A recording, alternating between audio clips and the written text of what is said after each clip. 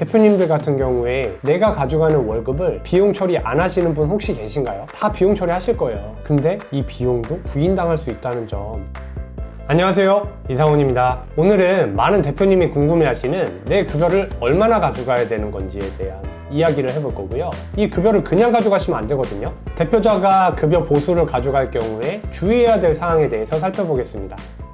대표자의 급여 같은 경우에는 세금, 4대 보험, 그 다음에 법인을 어떻게 운영하는지 여부, 법인 대표님이 추후에 자산을 어떻게 취득할지, 부동산을 취득할지의 여부에 따라서 달라지고, 세무조사 가능성에 대한 대비가 가장 중요하다고 볼 수 있고요. 대비를 해 놓으셔야 됩니다. 법인을 처음 설립하거나 이익이 났을 경우에 도대체 내가 얼마나 가져가야 되지? 이렇게 많이 의문이 드실 것 같아요. 먼저 대표님의 급여 같은 경우에는 세법상 하한선은 없습니다. 그렇다고 상한선도 없어요. 때문에 사업 초반이나 처음 법인을 설립하시는 경우에는 이익이 없죠. 따라서 무보수로 가시는 경우도 많고, 최소한의 생활비만 세팅하셔서 급여로 가져가시는 경우가 굉장히 많아요. 그러면 왜 무보수나 최소한의 생활비로 세팅을 하실까요? 이건 소득세와 4대 보험료 때문에 보통 이렇게 가져가시는 경우가 굉장히 많거든요. 이익이 나지 않는 법인 같은 경우에는 최소한의 생활비 또는 무보수로 급여를 가져가지 않아도 됩니다. 하지만 우리 법인이 부가가치를 창출하고 있고 이익을 많이 창출하고 있는데도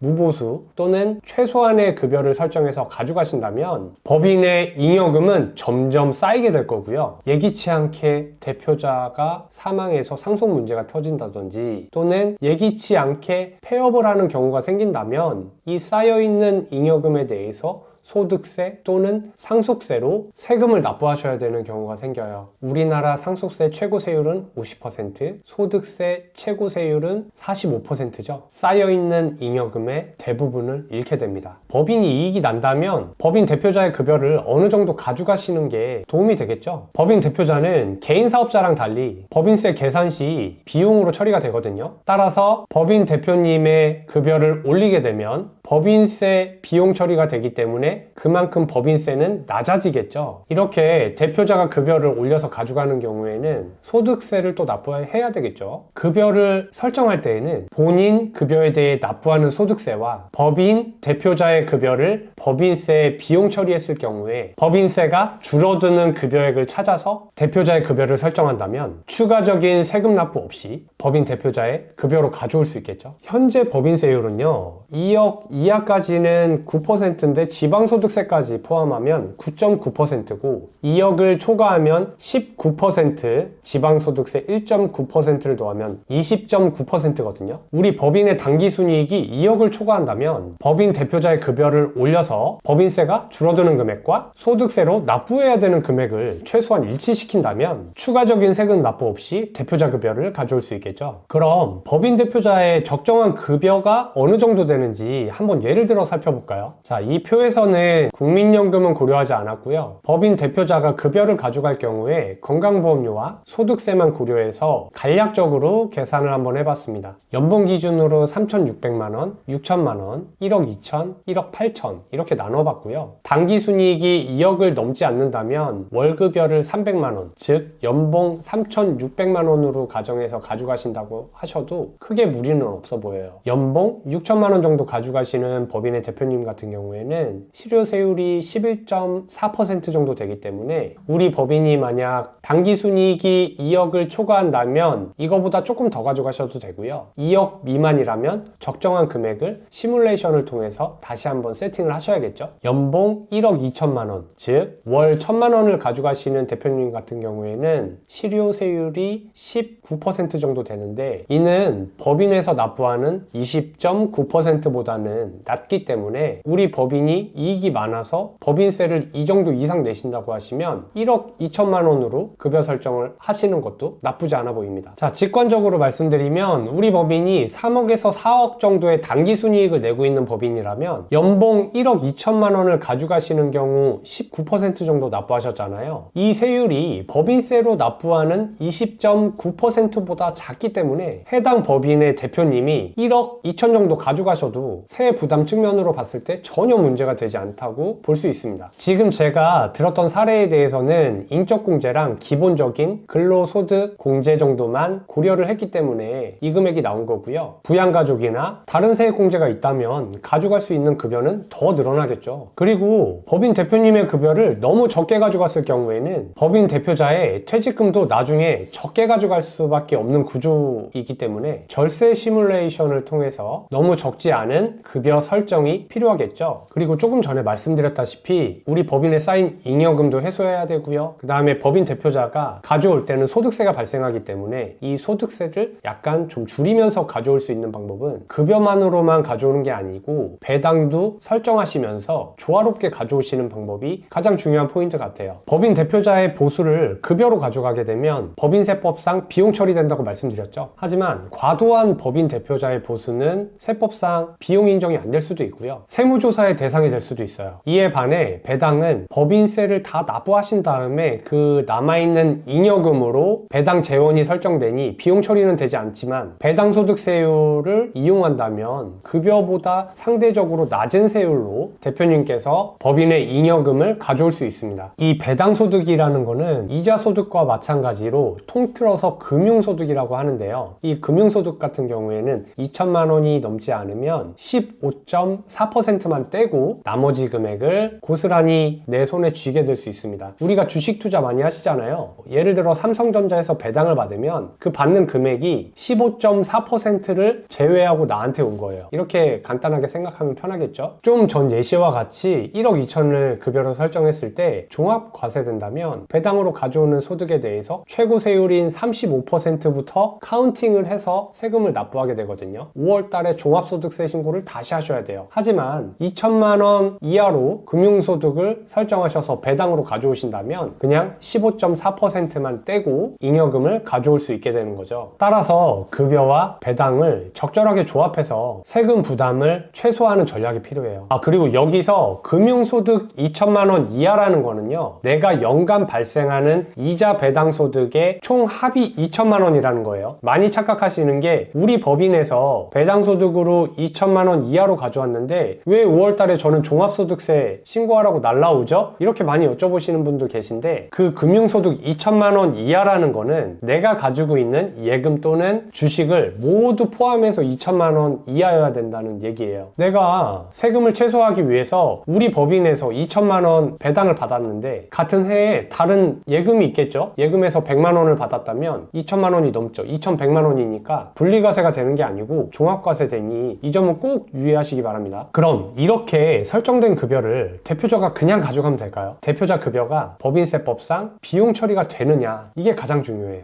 아까 앞에 영상에서 법인 대표는 법인세 비용으로 처리할 수 있지 않았나요? 이렇게 되물으실 수 있는데 맞아요. 비용 처리할 수 있어요. 여기서 주의할 점이요, 대표자의 급여와 상여는 세법과 상법상 기준과 절차에 맞춰 적법하게 지급해야 된다는 점이에요. 정관이나 주주총회에서 정한 한도액을 넘는 보수는 세법에서 비용으로 인정해주지 않습니다. 먼저 세법상 법인 대표자의 급여가 비용으로 인정받기 위해서는요, 법인의 정관에 보수에 대한 규정이 기재가 돼 있어야 되고요. 정관에서 만약 그 보수를 정하지 않았다면 매년 주주총회 결의로 그 보수를 결정하셔야 돼요. 즉 정관 또는 주주총회 결의로 결정하지 않은 대표자 보수 또는 상여금은 법인세법상 비용으로 인정해주지 않아요. 때문에 상법상 절차를 준수하셔서 주주총회 결의를 거쳐야지만 대표자의 보수도 세법상 비용으로 인정받을 수 있습니다. 대표님들 같은 경우에 내가 가져가는 월급을 비용 처리 안 하시는 분 혹시 계신가요? 다 비용 처리 하실 거예요. 근데 이 비용도 부인당할 수 있다는 점, 그러면 뭘 해야 된다? 주주총회 결의를 매년 하셔서 대표자의 보수를 설정해 놓으셔야지 안전합니다. 보통 소규모 법인이나 중소기업 대표님들 중에 주주총회 결의를 안 하시는 분들이 대부분이고요. 이 영상을 보시는 분들 중에 우리는 매년 이사 보수에 대해서 또는 또는 이사 상여금에 대해서 주주총회 또는 이사회 결의를 하고 있다. 정말 잘하시는 거고요. 만약 주주총회 결의라는 거를 처음 들어본다 또는 나는 여태까지 한 번도 해본 적이 없다 라고 하시는 분들은 세무대리인을 통해서 추후에 세무조사가 나왔을 경우 대응할 수 있는 서류를 준비해 두셔야 돼요. 보통 법인에 세무조사가 나오면 국세청에서 이거부터 요청해요. 정관, 주주총회 결의서, 이사회 결의서, 법인 대표자 보수를 어떻게 책정했는지 근거 자료. 이 근거 자료가 없다 그러면 대표님이 비용 처리한 급여 비용을 부인해 버립니다. 이러면 1년치만 부인하는 게 아니고 세무조사 나온 시점부터 그 뒤 최소 5년까지는 부인해 버리니까 법인세가 상당히 많이 나옵니다. 따라서 이 영상을 보고 계시는 분들 중에 지금 먼저 가장 하셔야 될 점이 주주총회 결의서를 만들어 놓으셔야 되는 거고요. 임원 보수에 대한 증거 자료를 마련해 놔야 된다는 거예요. 이 주총 결의서를 마련해 놓는 거, 이 증거 자료를 마련해 놓는 게 대표자의 급여 보수를 설계하고 설정하는 것보다 가장 선행돼야 되고 가장 먼저 하셔야 될 점입니다. 그리고 이 영상 밑에 링크 띄워놨으니까 그 링크 클릭하셔서 주주총회 결의서 없으신 분들은 가져가셔서 사용하시기 바랍니다. 오늘 영상은 여기까지 하겠습니다. 감사합니다.